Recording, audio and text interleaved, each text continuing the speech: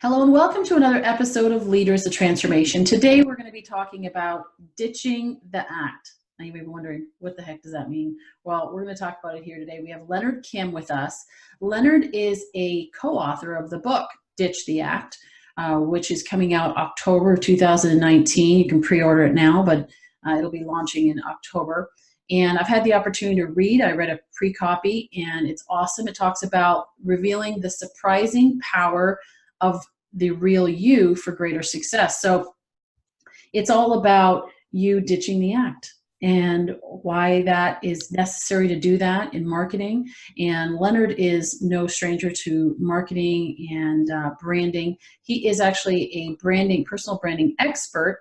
He's recognized by Forbes as a top marketing influencer, by Inc. magazine as a top digital marketer and top youth marketer, and by Entrepreneur as a top personal branding expert. He actually went from being almost homeless to becoming a personal branding expert whose content has been read over 10 million times. And he's amassed a social media following of well over 500,000 people. He's been featured in a number of publications. His TEDx talk, Why You Should Let Your Fears Guide You, has been an internationally recognized talk as one of the best TED Talks by Forbes, Inc. magazine, and Mashable. So he knows exactly what we're talking about here. This is what he's lived this and breathed this. He was actually a guest on our podcast way back, way back to episode number 49, which is over 200 episodes ago. And we talked about branding, building yourself, building your brand through writing articles and so forth. So if you haven't listened to it, you can go back and check it out. You can find it on theleaderstransformation.com. And we're just really excited to have you here, Leonard. I'm looking forward to having a great conversation. Looking forward to, really inspiring our listeners here today with what they can do to ditch the act and be real and have more fun in life. Cool. Well, it's a pleasure to be here. Thank you so much for having me, Nicole. Yeah, my pleasure. And a shout out to Ryan Foland, who was also a guest on this show. Ryan actually introduced me to Leonard, and then Leonard actually introduced me to Sarah Bliss. So if you just listened to a couple of days ago, Sarah's interview came out. Leonard introduced me to Sarah. So I just love how the networking goes. Ryan's interview came out. It was on Fostering Entrepreneurship, came out episode 44.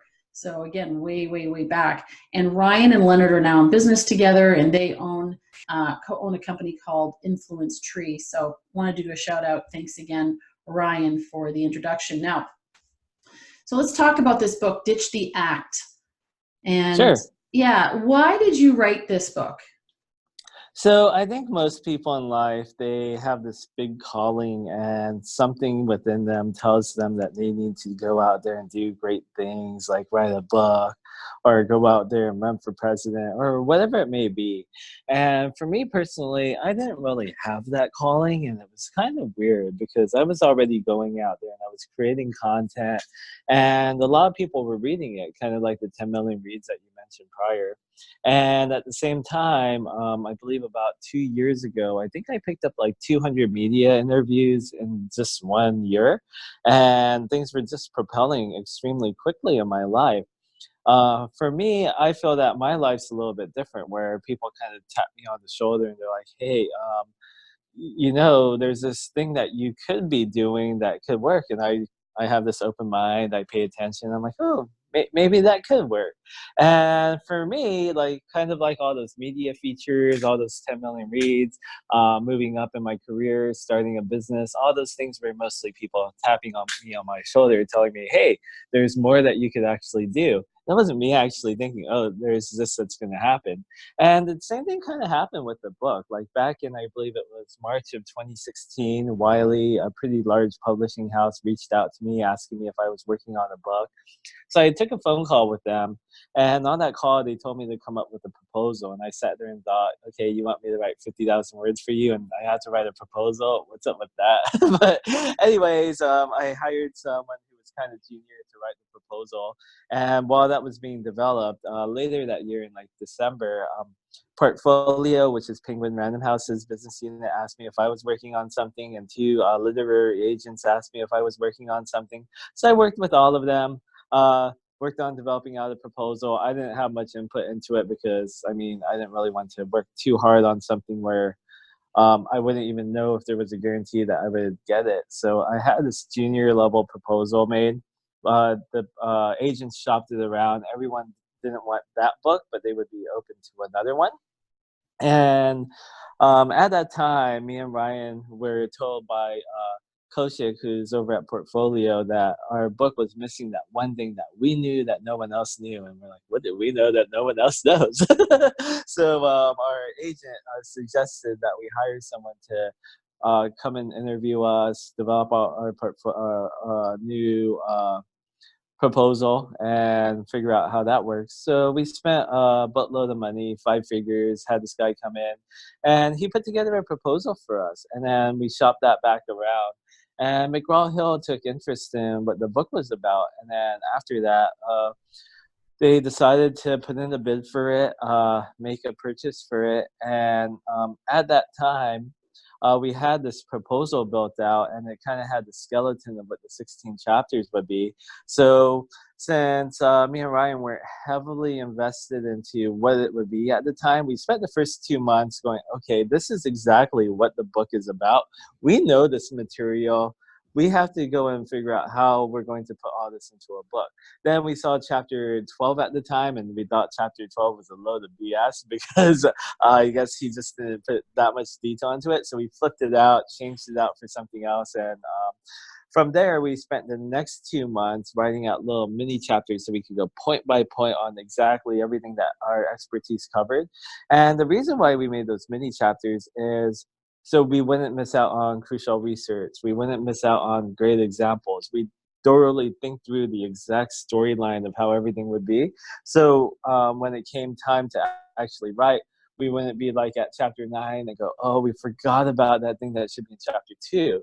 So that took 2 months of intense planning where it kind of turned out to almost the size of a book.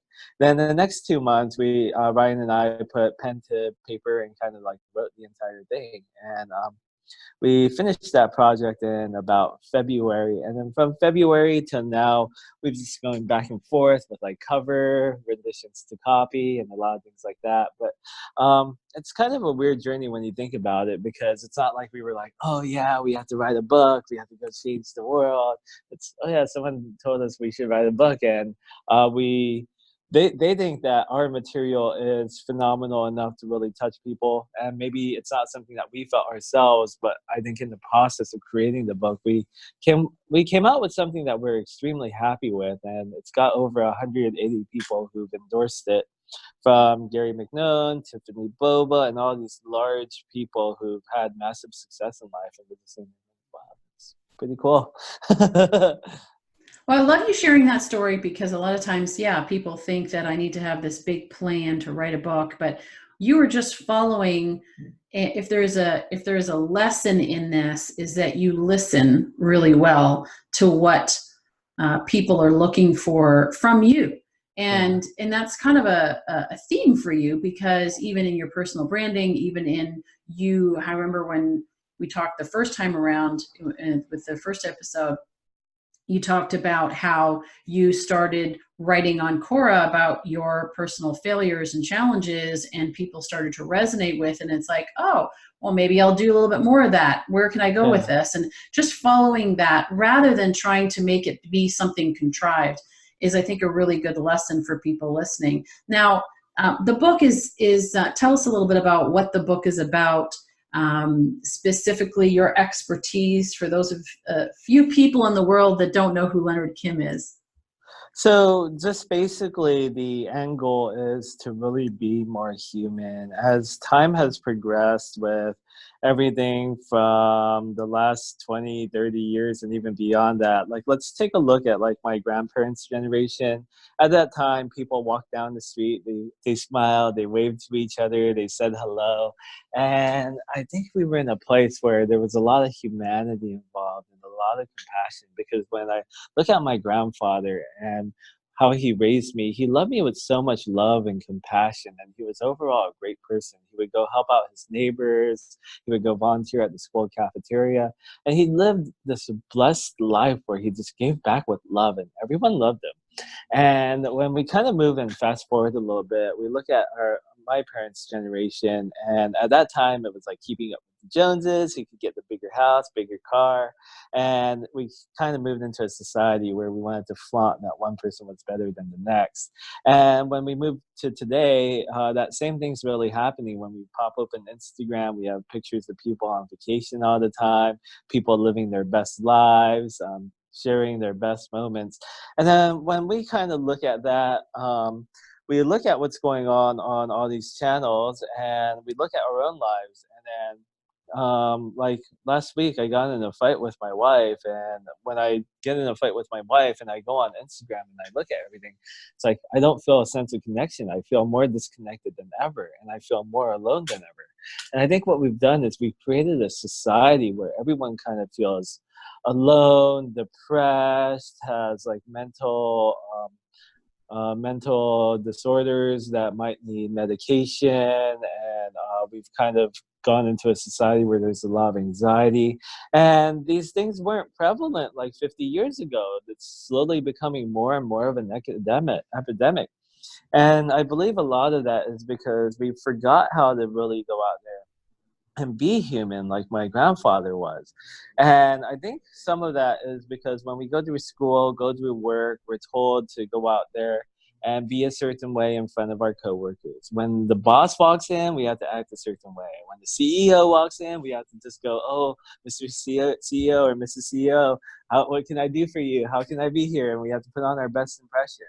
Then even when it comes to like dating and friends, we try to put our best foot forward. And then if you think about it, on every single social media platform we're on, we're told that on LinkedIn, we can only share business things. On Facebook, we can only share like baby photos. And we have all these different masks that we have to wear for every single situation. And then what we're doing is we're carrying around like 20 different masks, 20 different personalities. And most people get checked into the mental hospital when they have 2 or 3 and they have multiple personalities, but we're carrying 20 and we're trying to stay sane. So the way to really counteract that is we look at society and everyone's promoting that they're the best. What we have to do is we have to bring our hearts back out and go and really connect with people at an authentic and vulnerable level. Now, in order to do that, it's extremely scary because I mean, who wants to go out there and talk about their biggest failure or go out there and share something that might have hurt them? I mean, we do that with our best friends when we cry in the car over at 3 a.m. going, oh my God, my life is over. And then that's why they're our best friend. Yeah, Because, that's why we connect with them so well, because we're vulnerable with them. yeah. But what if we take that concept of how we treat our best friend and treated everything like that? Then that in turn means we could develop more and more best friends, and we could have this world of compassion and vulnerability and empathy where we could go out there and connect, create a community, build camaraderie with others, and build support systems where we can move up, kind of like what I have. Now, in the book, it's extremely hard for people to kind of go first and go out there and share that vulnerability. So what we do is we take the book through 3 different sections. The first section, Ryan and I, we kind of lead by example, and we go first and we share our biggest vulnerabilities, our biggest setbacks, all the struggles that we've gone through in our life, because it's easy to go second, third, fourth, fifth, sixth, kind of like with the recent Me Too movement, like the first person who stood up against Harvey Weinstein. That was next to impossible. But then after that person stood up, hundreds and hundreds and thousands and millions of women also stood up. And hopefully that same kind of change could happen for humanity, and for us to go out there and ditch the act, be vulnerable, and create authentic relationships with others where we build camaraderie and trust and have each other's backs. And the second section of the book, we really go out there and build a case of why leading with your skeletons and having them kind of out in the open instead of burying them 6 feet under like most people do how that actually leads you to have like a bulletproof armor where you're more protected than ever, where people can't go out there and harm you. And we use examples from prior politicians, from business leaders, from people that we've learned and got to know over the last half decade, and showcased a lot of their examples of how they've moved up either in their career, their life, and achieved great things. Like Winnie Sun, she ended up being named the number one female financial advisor by U.S. News and World Report. And anyone who knows U.S. News and World Report knows like they're the go-to for rankings for everything, because they grade colleges, they grade hospitals, they grade everything. And for them to call her number one, that wasn't possible if she wouldn't have ditched the act and been vulnerable first. And there's a ton of other examples in the book where we really show how they go out there, how they become vulnerable, how they become authentic, how they ditch the act, and how they moved up in their lives. Then in the third section of the book, we go through an 8-step brand process where we lead with an exposure resume. And an exposure resume is kind of like a regular resume, but instead of touting all your successes and accolades, you talk about all the things that you struggle with, that you're scared of, that you failed at, and things like that. And then we use that exposure resume to go into an 8-step brand process where we do different things like help you build a bio, help you go out there and create content based around the stories that you've had, how to build camaraderie and relationships, how to get more people viewing your content, how to create content, and how to ultimately go out there and success stack and leverage one success to another, until the next thing you know, you have hundreds of media features, you're talking all over the place, you have this book deal, and all this random stuff that you never thought would happen just ends up happening. I love it. Well, and it's interesting because I've seen it in my own life on a maybe a smaller scale, but as I've shared more of my vulnerabilities and challenges that I faced, one of the, it was intended as a compliment, but I realized that it wasn't necessarily a good thing, is when people would look at my social media and they said, "Oh my gosh, you have such an amazing life and everything is always going so smoothly for you." And I'm thinking, how did you get that? But it Yeah. wasn't that I was withholding or I was trying to hide things, but I'm just a really personal, private person, that I just wasn't sharing all my crap because I didn't want to leave it out there and depress other people with, how with the stuff that I was going through. But as I started to share it more, not from a victim standpoint, but from a standpoint of, this is what I learned, this is what I've gone through, and this is what I learned from it, and how I felt, and all of those things, people were much more connected to me. And so I just started to like test the waters and doing it more and more and more. And I love the way you did it in your book, because you talk about the different levels of exposure and Yeah. and where to focus and so forth. So talk about your scariest exposure, that you personally have shared, and what that impact has been as a result of you sharing that specific Um, story. I, I think before I get into my scariest exposure, I think one of your scariest exposures, just from observation, was when your family member died. I believe it was your father. And when you shared that moment, I know that you probably were extremely scared to do it. But then the end result of what happened after you shared that vulnerable moment, you had people pouring in, supporting you, showing you love, compassion, empathy, reaching out and providing a sense of community. You're at your kind of a very dark hour in your life. And while you go out there and share that, you have all these people go out there and connect with you and support you to bring you back out of that moment, to give you that opportunity to like move on. And I mean, I believe in that process. A lot of your relationships kind of grew stronger, and then people who may have just been acquaintances probably truly became friends at that moment. Yeah, it And was the first time I think that I really was vulnerable. And then after that, with my ex-husband, now my ex-husband, all the story became much easier to share that, because I had started there. But you're absolutely right, because I had people that messaged me privately afterwards and said, "Oh my gosh, how that touched my heart. I totally relate to that. I'm going through the same thing." And you're right, people got to know me, and they hopefully trusted me more because they understood where I was coming from, and that I was just like them. Yeah. Yeah.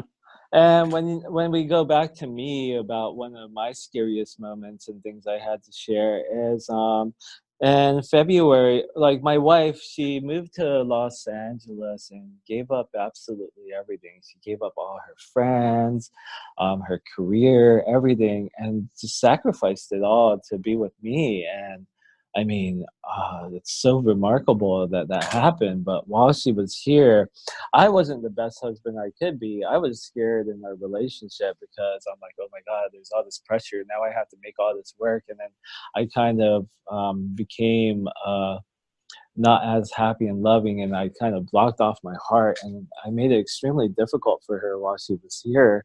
And then in February, she was working at a job and had an incident with misogyny and decided to walk away. And then after that, she kind of fell into this deep depression cycle where she's kind of been there from February until about last week. And I really didn't know how to handle it. Like when she said she didn't want to go out, I'm like, oh, you don't want to be out because you don't want to be with me. You don't want to be seen with me. You're disappointed in me. And then after like going through tons and tons of thinking of the situation, I really realized that um, she felt defeated. She felt alone. She felt all these other things. And once I could kind of change my mindset on how she felt, I realized how hurt she really was. And I had to go out there and give her support and love and just cherish her. And I mean, she kind of really saved my soul because she melted away all that pain and hurt of the past by loving me unconditionally, kind of like how my grandfather did. And I think one of the scariest things for me was to like share how hard it was for her to go through all that and to kind of change my philosophy or my viewpoints of her being so hurt by the things I was doing to having me support her, and sharing all of that was probably the scariest thing because it was miscommunicated in so many different ways where I thought she wasn't supporting me, but the reality of the matter was that she loved me endlessly and I wasn't there for her. And when I shared my actual compassion for her, like hundreds and hundreds of people reached out and supported both her and us. And just a few days ago, like she woke up early from bed. She wasn't staying at home all day, and she's like, "I'm so excited about life. I'm so happy." And just to kind of see that happen, like, I mean, this is something I've held on for a lot of fear towards, and just to see those kinds of results where it seems like she's getting her life back, she's getting her happiness, she's getting her confidence, like it just shows me like how powerful a community is, how powerful it is when people reach out, and how much just compassion really moves each and every single one of us. And we don't get those things if we don't ditch the act, if we're not vulnerable, if we hold a stern heart, if we think we're the best, if we go out there and we're cocky and arrogant, we don't get these things. And not having those things is, I mean, there's no way you can be more privileged in the world than to have love, compassion, empathy, supportive people, people who believe in you, people who are there to call you and support you, having a sense of friends, a support system, having people have your back. I mean, that's the biggest blessing that anyone can really have, because that doesn't just help your career move up. That doesn't just help you get promotions. That doesn't just help you get more clients. That lets you have a happier and more fulfilled life. I mean, you still do get great client relationships. Like there's this woman, Sabina Lee. She owns a company called Angel Hack, and she called me asking for help for like my services, and we didn't talk about pricing really. We didn't talk about exactly what the processes were. We didn't leave with the contract. It was just a vulnerable conversation saying, oh, I'm going through these things, I need help. And I'm just like, oh yeah, I can help you. And then it's like, wow, now we're working together. And when you think about the typical sales conversation or the typical way to onboard a client, it's completely different. And then after that, like even by leading with more vulnerability, I was talking to another guy, Maddie, and I was like, "Yeah, man, I'm just struggling right now. I have to figure out how to pay these bills because Angie's not working, and we have a six-figure deficit in income." He's like, "Oh, you need a client? Here, I have one for you. 10 grand a month, right? Oh yeah, here." I'm like, "What?" and then like they're wiring me money in like 3 days. Like Wow.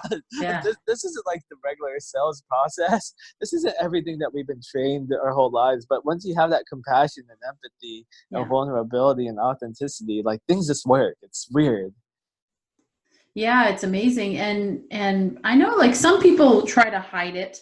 Some people, is like I said, with myself, I just being private, I had this perception that I didn't want to burden other people with my stuff. And that comes back. I mean, my parents are European, my mother was German, my dad was Dutch. And it's like everything's fine, German, fine, you know but so you just never really share those things. And I see how even with my parents that people had no idea what the things they were going through. They never knew, even to their death. They never knew. People never knew how it was. In fact, afterwards, I was because they both passed now, and I was in Canada for a few months over the winter time this last year, and I was reconnecting with people that I haven't seen in a long time and so forth. And so we kind of unpacked some of the things that had happened in the past, and where we had this mutual experience. But it was interesting because even though I had a view of the experience and I had a perspective on it, and they had a perspective on it, it was quite different. They had no idea how much, as an example, like what I'm talking about here, how much it actually impacted my parents financially, emotionally, and all of the stuff. That what happened, they had no idea of that. And I think about, if people did know, how would things be different? Yeah.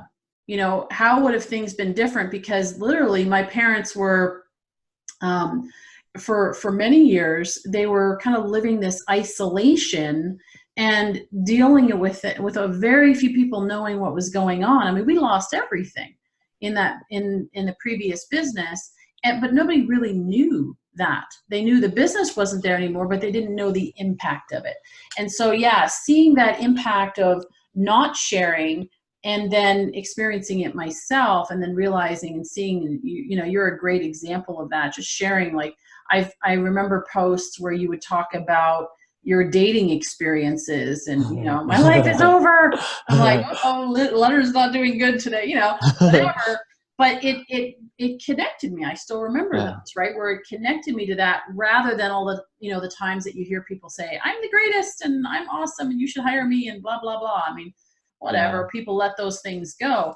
But so really, really powerful. Now there are certain stories, like for example, with my ex-husband, when I was going through this really difficult time, in the last 10, 11 years have been a crazy, wild roller coaster ride, and on so many levels.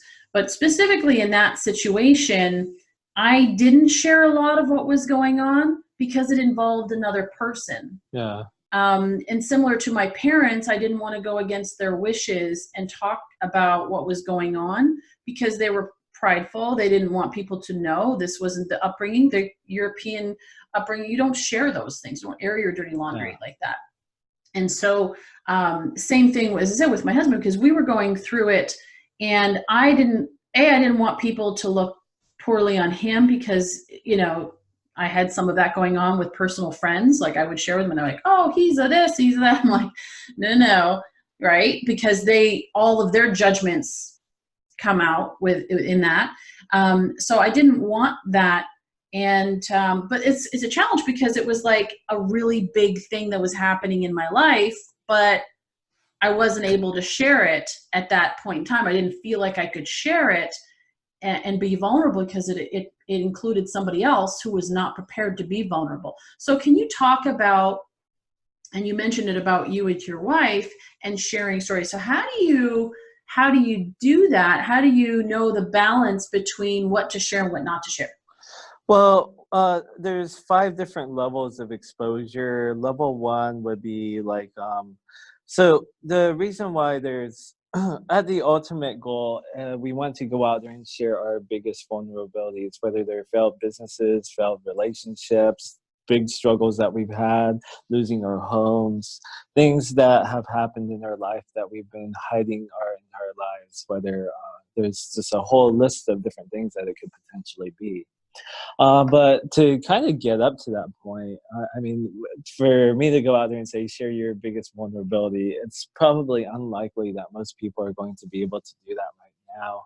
And that's because we've just not been trained to really do that. We've been trained to share our best moments. We've been trained to share our happy, what's been going on that's happy in our lives. We've been trained to share our normal thoughts. But when it comes to things that are negative, society as a whole, not just in the European culture, but in the Asian culture and the American culture, we're like, don't air your dirty laundry, don't go out there and do all this stuff.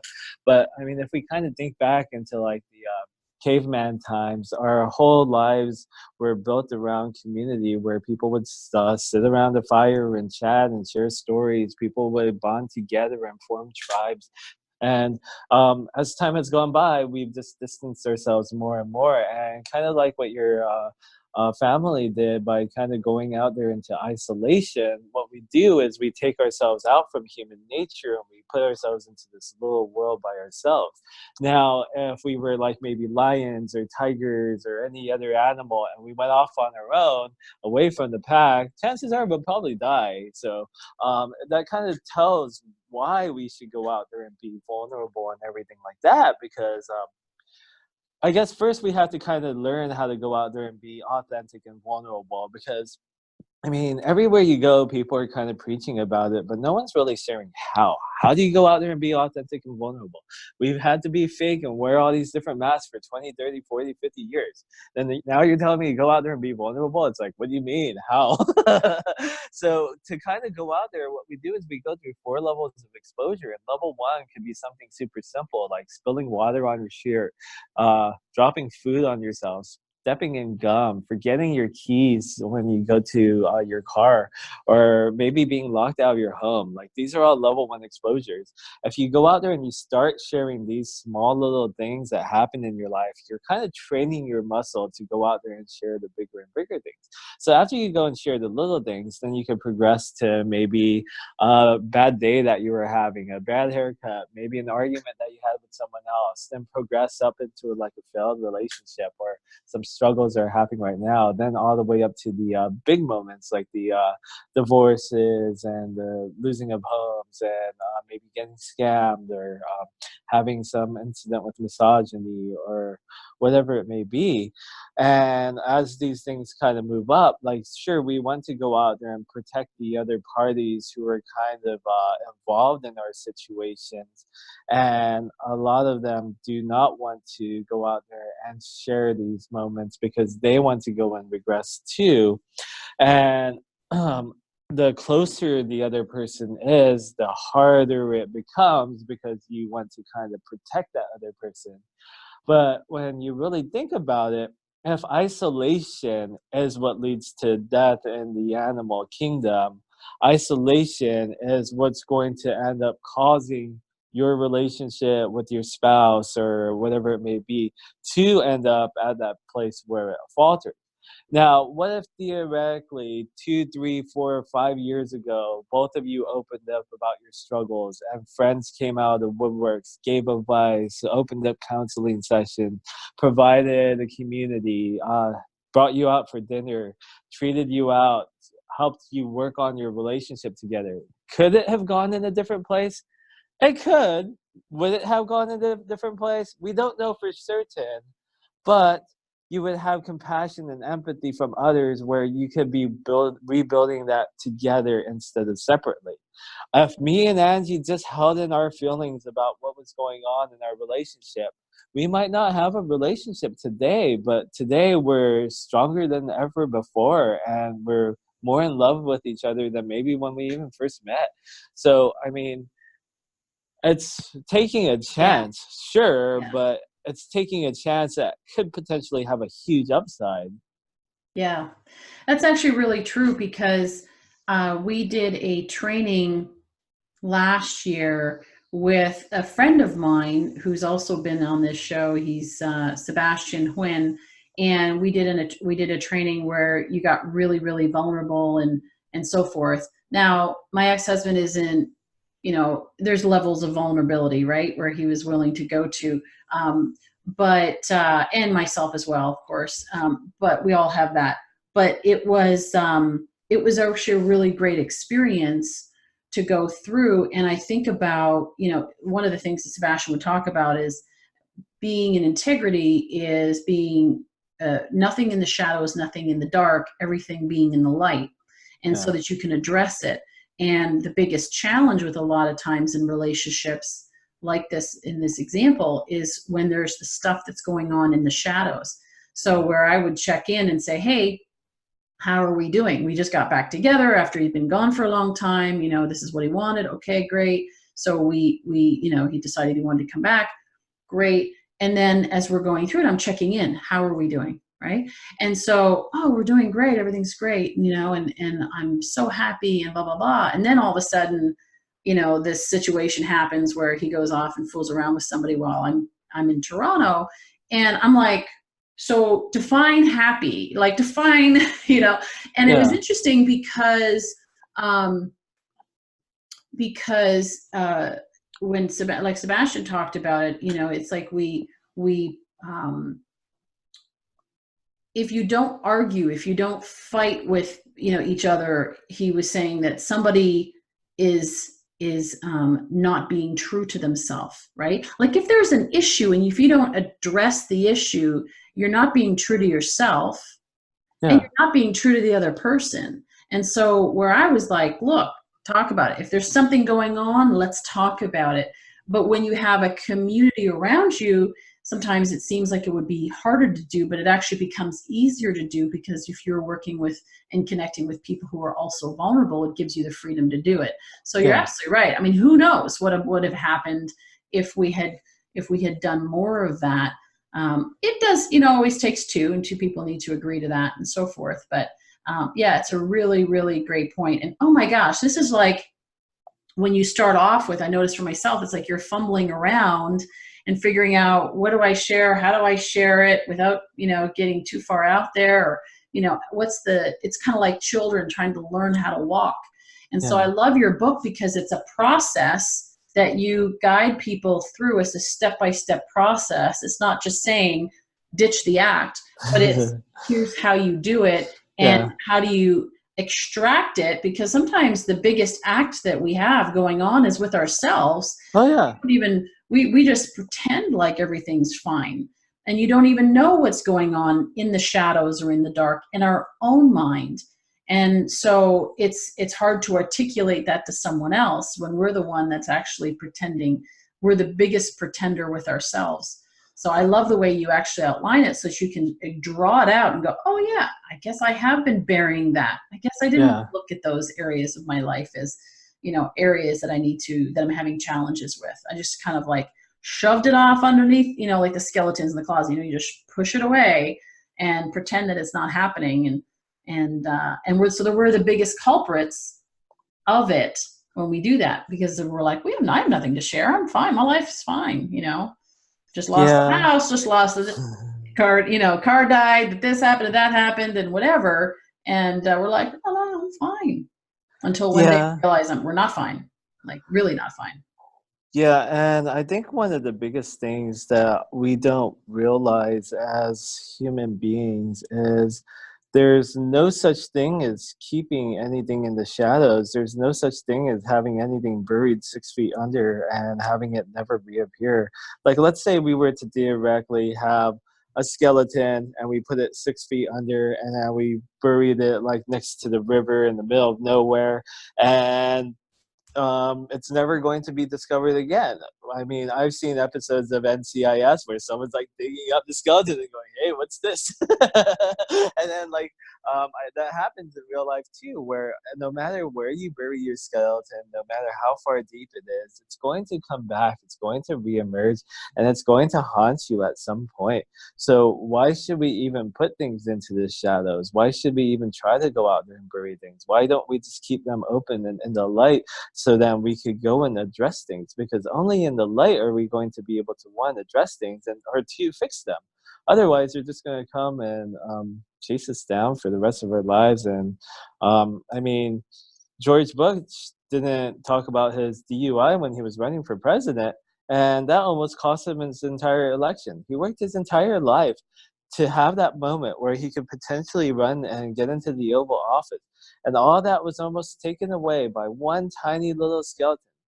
And just to imagine that kind of hold that something could have on our life, why wouldn't we put it into the light? Why wouldn't we just let it be? Why wouldn't we just let it shine? And then let control our own narratives around it and go and address it instead of letting someone else do it for us. Yeah, I love the movie 8 Mile. At the end of the movie, where they do this competitive rapping back and forth, and he said, and he airs all of this, and I still remember it to this day. He airs all of his dirty laundry there, and he's like, now tell them something they don't already know about me. And Yeah, they can't. I have, yeah, Eminem, right? Like I have nothing to say. You've laid it all out there. And it's just like your critics have nothing to say because there's nothing hidden that they can dig up that you haven't already shared. So really. Yeah, then you become bulletproof. Yeah. Yeah. Yeah. Leonard, I love this. This has been so great. I would encourage our listeners to get a copy of ditchtheact.com. Go Ditch the Act. You can go to ditchtheact.com to get a copy of it. Pre-ordering it right now, if you're listening to this as it just releases.